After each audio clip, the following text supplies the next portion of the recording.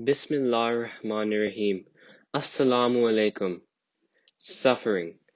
Atheists always raise the question, if God is all-loving and all-powerful, how can He let so much suffering take place in our world in the form of disease or hunger, or through various natural disasters such as earthquakes, floods, etc.? Before answering this question, let's find out what suffering means at an individual level. The word suffering is associated with the sense of pain. It can be further divided into two types: physical pain and mental pain, such as stress or anxiety. Although both kinds of pain are finally felt by the brain, their starting points are very different. The first one works at a physical level, and the second one at an emotional level. Now, let's closely examine what physical pain really is. The whole process of feeling pain unfolds in the following order. Pain starts at the source of an injury or inflammation inside or outside of our body. When we injure ourselves, the body's automatic response is to stimulate pain receptors, which in turn release chemicals. These chemicals, carrying the message, "Ouch, that hurts," go to the brain through the spinal cord, where they register the sensation known as pain. Our brain perceives that pain and triggers the fight or flight instinct to avoid further pain. For example, when we mistakenly touch something very hot, the burning sensation felt by the brain sends the message back to the whole body to move away from that thing immediately. Now, all this happens for one simple reason: to protect us. Imagine if we couldn't get any burning sensation in the first place. We would have burnt ourselves to death. Actually, there are people in the world who suffer from a rare genetic disorder known as congenital insensitivity to pain, or CIP for short, which means they can place their hands in boiling water or undergo an operation without anesthetics and yet feel no discomfort whatsoever. People assume that feeling no pain is an incredible thing and it almost makes you superhuman. But for people with CIP, it's the exact opposite. Without the body's natural warning mechanism, many with CIP exhibit self-destructive behavior as children or young adults. Some have even ended up taking their own lives. Therefore, pain or suffering isn't something negative, and it would be wrong to associate it with evil. Pain is incredibly important to the process of learning how to modulate our physical activity without doing damage to our bodies, and in determining how much risk we can take.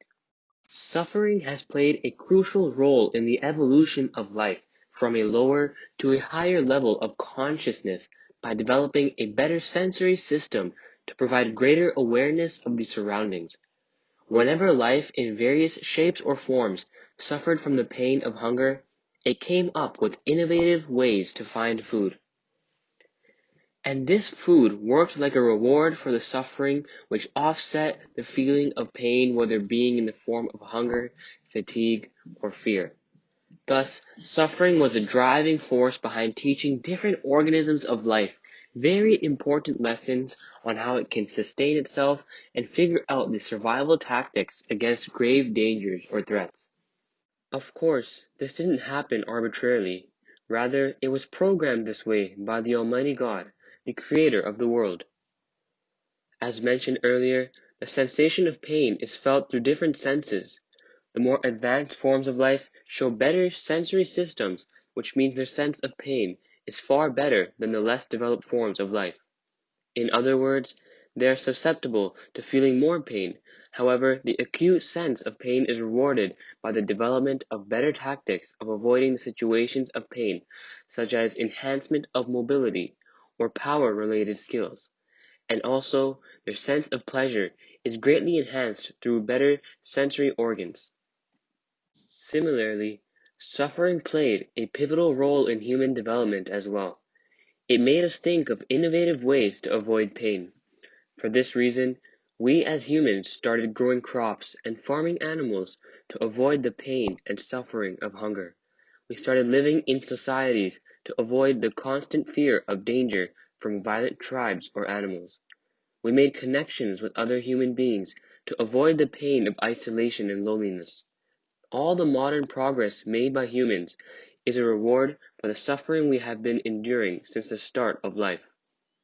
Now, other than physical pain or suffering, we as humans, at this most advanced stage of life, can also feel mental pain triggered by some emotional loss or emotional injuries.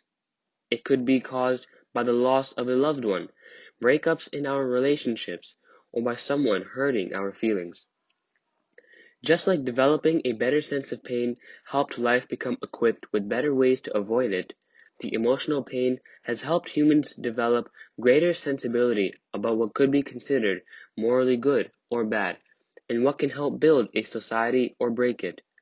That is why we as humans are more sensible about the feelings of other humans. We can feel other people's pain and share their grief and sorrows too. An individual who is insensible to the feelings of fellow humans is oftentimes disliked.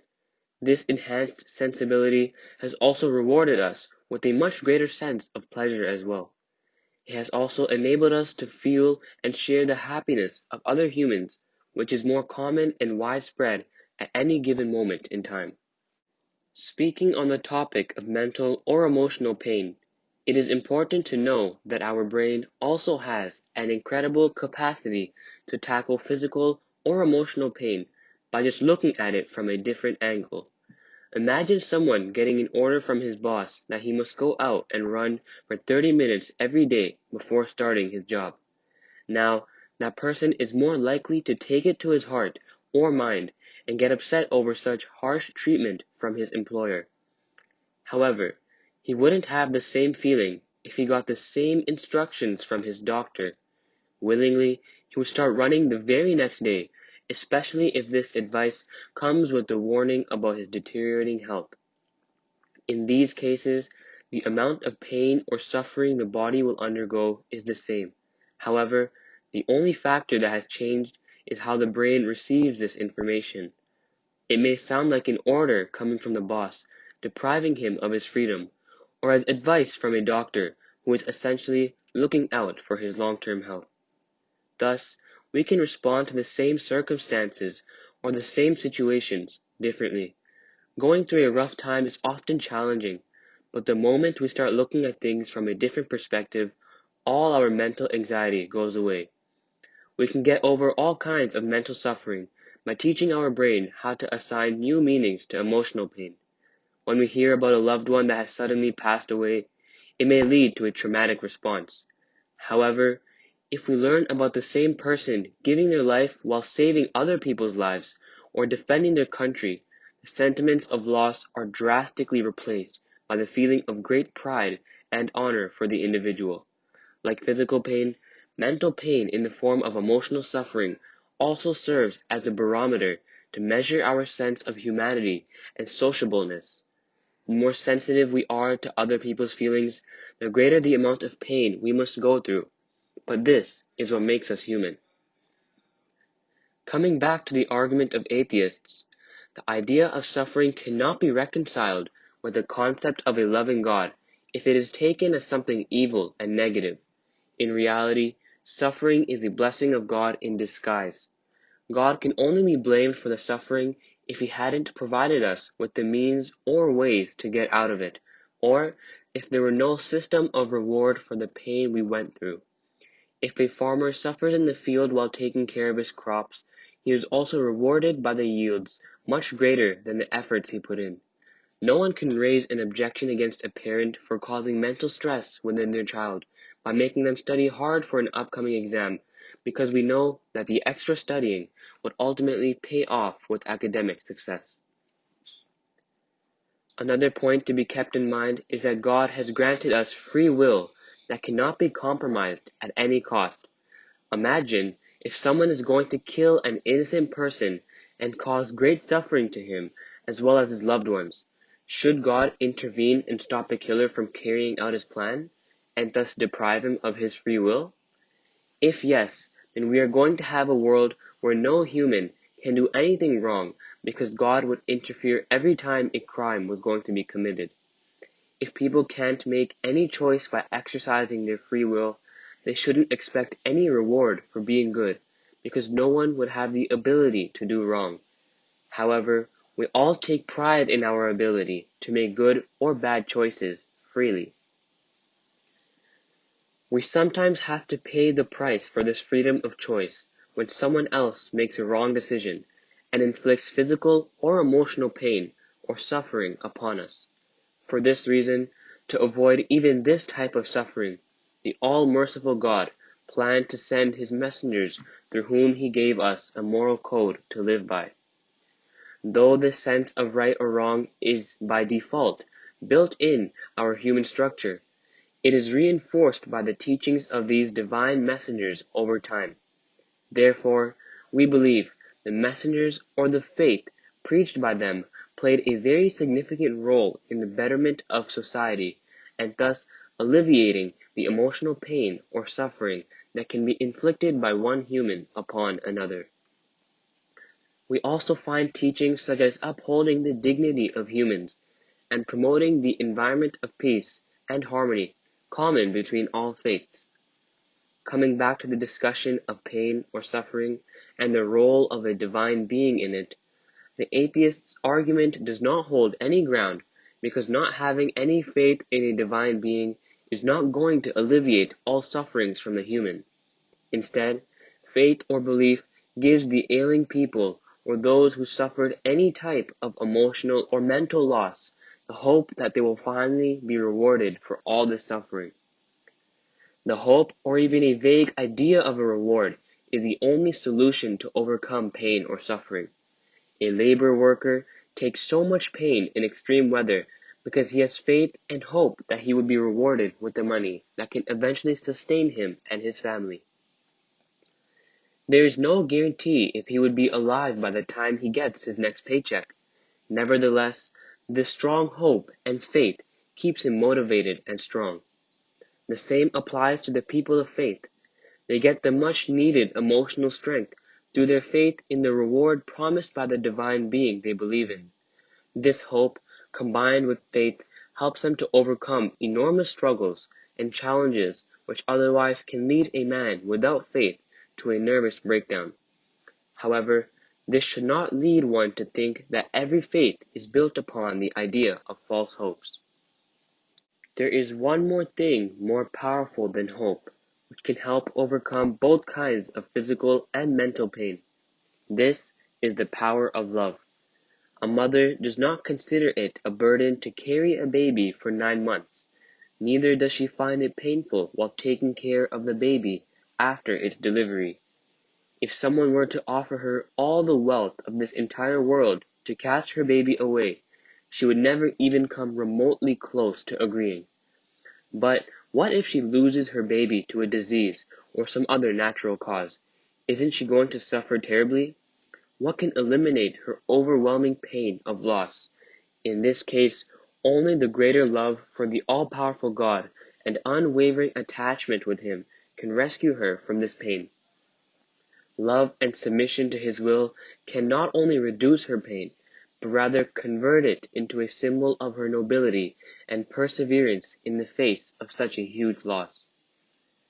Like a runner experiencing a sense of euphoria after crossing the finish line, such a believer suddenly starts experiencing feelings of utmost serenity and peace and finds himself or herself in the presence of God.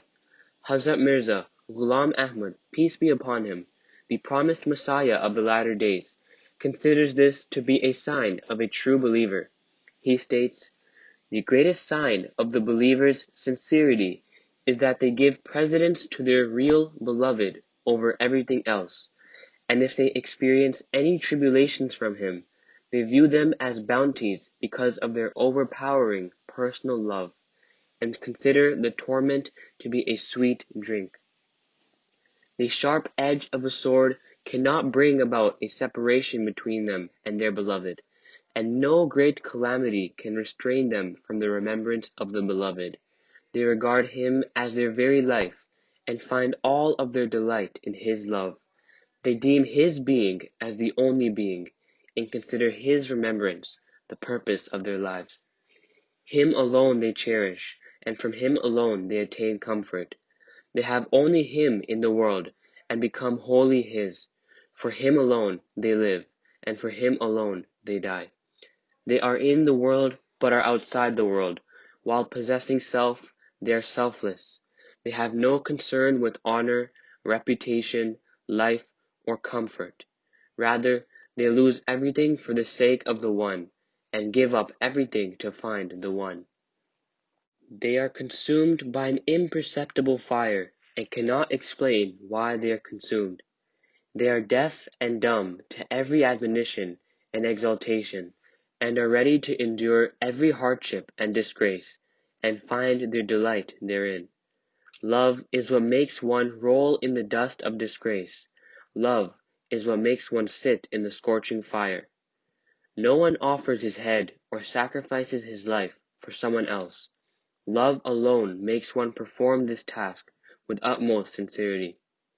The same idea has been beautifully captured by Rumi, a mystic poet, in the following words: "In the midst of an ocean of sorrow, love is sorrowless." Jazakallah.